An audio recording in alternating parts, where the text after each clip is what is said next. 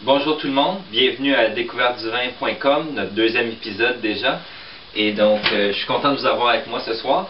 Je vais vous parler aujourd'hui de mon expérience avec le vin. Donc, d'où vient mon amour pour le vin. Tout ça a commencé il y a peut-être une dizaine d'années, en 2000. Je suis allé en Espagne et j'ai visité la Bodega Muga, qui est un producteur très connu dans la région de la Rioja, peut-être la région la plus connue pour le vin en Espagne. Et je suis tombé en amour avec les vins rouges espagnols. Et donc, pour les quelques années suivantes, j'ai continué à explorer un peu le vin, principalement des rouges espagnols. Et jusqu'à temps qu'en 2004-2005 à peu près, j'ai commencé à avoir de la difficulté, certaines intolérances au vin rouge. Donc, dès que j'en prenais plus qu'un verre, j'avais une petite réaction allergique. Rien de trop grave, mais les yeux qui piquent, le nez qui coule. Donc, ça devenait désagréable pour moi de boire du vin rouge. J'ai complètement arrêté de boire du vin rouge pendant à peu près 3-4 ans. Et là, l'an passé, j'ai recommencé à boire du vin rouge tranquillement, pas vite, pour me rendre compte que je n'avais plus aucune réaction. Et donc, j'étais parfaitement capable de le tolérer. Fait assez curieux. J'ai jamais vraiment compris pourquoi. Mais bon, c'est ça qui est ça. Et donc, j'ai fait un peu de recherche pour vous parler du sujet aujourd'hui. Et apparemment, je lisais un article de Wine Spectator, apparemment il y a à peu près 10% de la population qui a une certaine intolérance au vin, que ce soit que ça leur donne mal à la tête, qui ont des réactions allergiques légères ou sévères.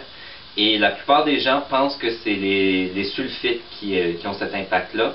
Or, il y aurait une étude qui dirait qu'il y a peut-être 1% de la population qui a une réelle intolérance aux sulfites. Donc ça veut dire que ça compterait pour peut-être 10% des gens qui ont un problème avec le vin. Il y en a qui disent qu'ils ont mal à la tête en buvant du vin de façon excessive. Ça, c'est sûr, ça peut être l'alcool, mais ça peut toujours être aussi là, si le vin a été élevé en fût de chêne ou en barrique là, de métal. Donc, c'est sûr qu'en fût de chêne, ça peut donner des maux de tête à certaines personnes. On parle principalement peut-être du chardonnay là, pour ceux qui boivent du vin blanc, chardonnay américain principalement. Mais bon, donc tout ça pour dire que on ne sait pas encore vraiment d'où viennent toutes les allergies liées au vin. Il y a une étude qui est en cours en ce moment.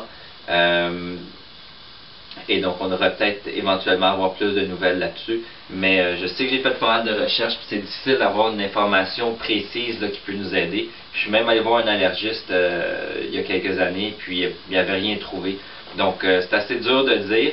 Mais mon message là-dedans, c'est simplement, regardez, essayez une fois de temps en temps. Si jamais vous avez des problèmes d'allergie avec le vin, peut-être qu'à un moment donné, ça va disparaître, comme la chance que j'ai eue moi. Et puis donc depuis un an, j'ai recommencé à boire du vin plus régulièrement et donc vraiment retomber en amour avec le vin, ouvrir mes horizons encore plus qu'avant, essayer de tout.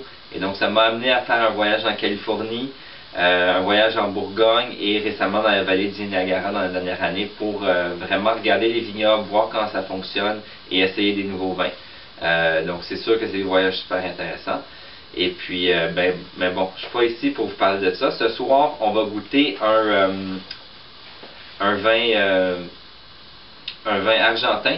Donc, c'est de la maison Alamos, le vin Torrontés, qui est un cépage qu'on retrouve principalement en Argentine.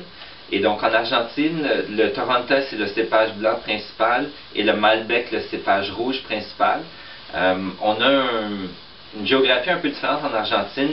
Souvent, les vignobles sont plantés en haute altitude, donc on parle entre 1000 et 1700 mètres au-dessus du niveau moyen de la mer, qui nous donne des vins peut-être un peu différents parce que la plupart des régions vinicoles dans le monde ne sont pas dans cette situation-là. Et donc, on va tout de suite le goûter.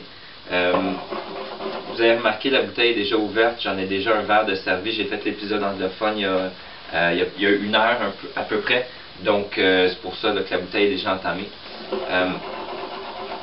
Je dirais pas que j'ai été déçu quand je l'ai goûté il y a une heure, mais j'ai déjà bu ce vin-là il y a quelques mois, puis je l'avais beaucoup aimé.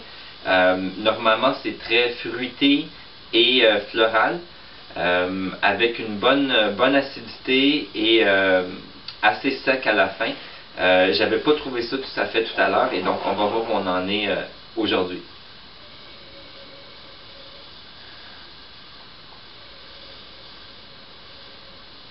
définitivement sur le nez, on a des fruits exotiques, on a des fleurs beaucoup, et on va chercher une certaine minéralité.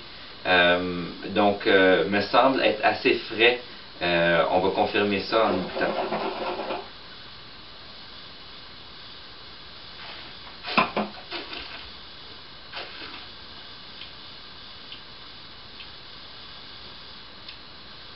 Définitivement, c'est légèrement sec, pas trop sec. Forte présence de fleurs et de minéralité, mais le fruit est pas trop présent en bouche. Peut-être un peu déçu en fait, puis c'est un peu la même remarque que j'avais faite là, quand j'ai fait l'épisode il y a 1 heure en anglais. Manque un peu de fruit à mon goût, mais c'est vraiment un vin qui est intéressant. Puis à 15 $ je pense, c'est le genre de choses qui irait bien un peu avec tout. Pas besoin d'être juste avec des fruits de mer, ça se boit facilement, très facilement, juste comme ça. Peut-être pas avec des fromages par contre, là, mais avec le repas, viande blanche, fruits de mer aussi, et puis une variété de choses.